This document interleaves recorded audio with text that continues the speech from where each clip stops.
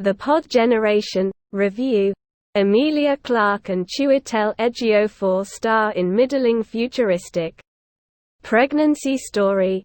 Sundance 2023 by Ross Bonaime, published 19 hours ago. An intriguing near-future sci-fi story that is little more than beautiful packaging without the content to back it up. In The Pod Generation, written and directed by Sophie Barnes, Rachel, Emilia Clarke, and Alvi, Chiwetel Ejiofor, are a couple that at one point find themselves debating the pros and cons of natural childbirth versus having a baby in a pod. A burgeoning technology near the end of the 21st century has made it so that more well-to-do individuals can have the entire birth process take place in an external pod. Alvi, a botanist who embraces the old way of nature that the rest of the world has seemingly forgotten, wants to go with natural childbirth, whereas Rachel, who has just been promoted at her tech company, has embraced the idea of the pod. By the end of their argument, Rachel states that this is an argument of packaging versus content, that it doesn't matter how the baby comes, as long as the ends are the same. Similarly, The Pod Generation is an impressive packaging, a fully realized world that is always a spectacle to behold, be it the new technology right down to the fantastic costuming, yet the content itself isn't enough to sustain this narrative. Like Barnes' 2009 film Cold Souls, The Pod Generation centers around a fascinating technology that doesn't have the story to back it up. The Womb Center is a company that allows people to customize their birthing experience. They can choose the sex of the child, feed the fetus through an app, choose what types of flavors they'll like later in life, and more.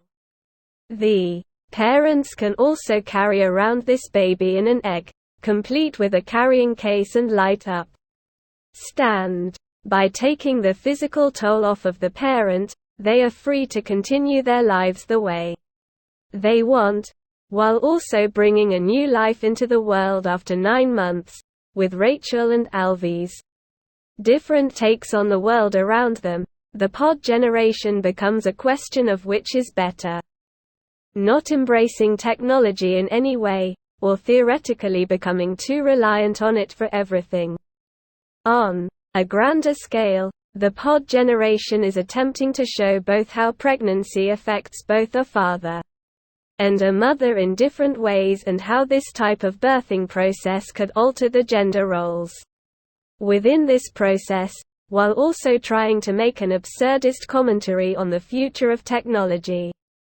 Barth's story mostly underwhelms at both.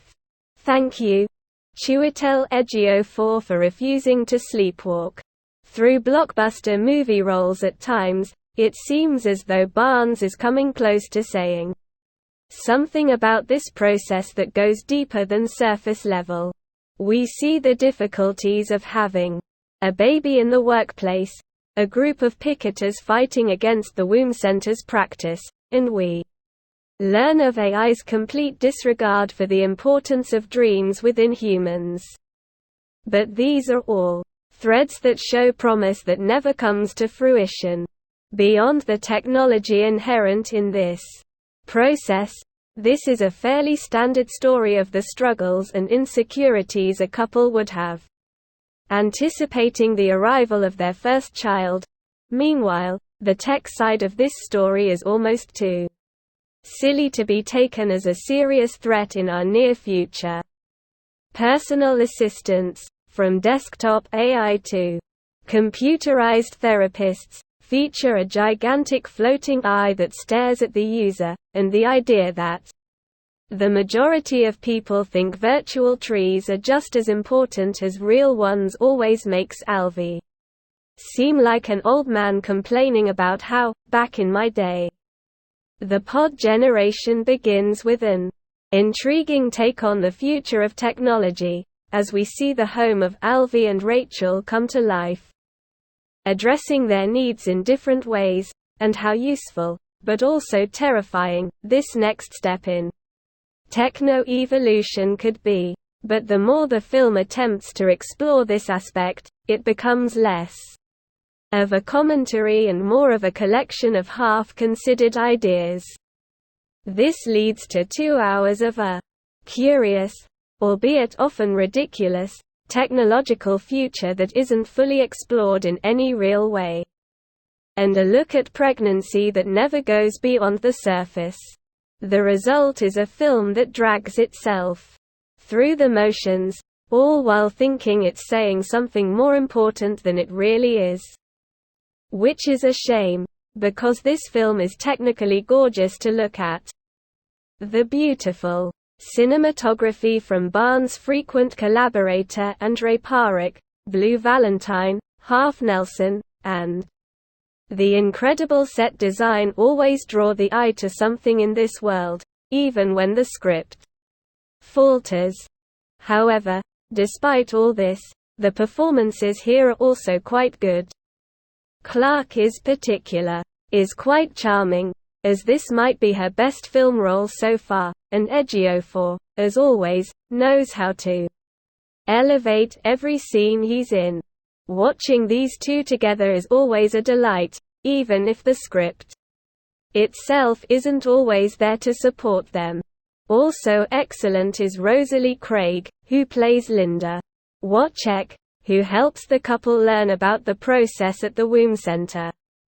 Craig plays this role with always the slightest amount of menace under the surface, and with a sort of ambivalence towards how babies were made in the past, to make ready for this new future.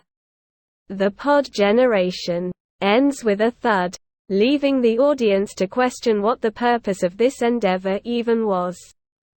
There's the intent to make great points about the future of technology and the experience of childbirth, but Barnes' script never quite gets to any real innovating point on either matter. By the end of the pod generation, it becomes clear that in the battle between packaging and content, packaging has won.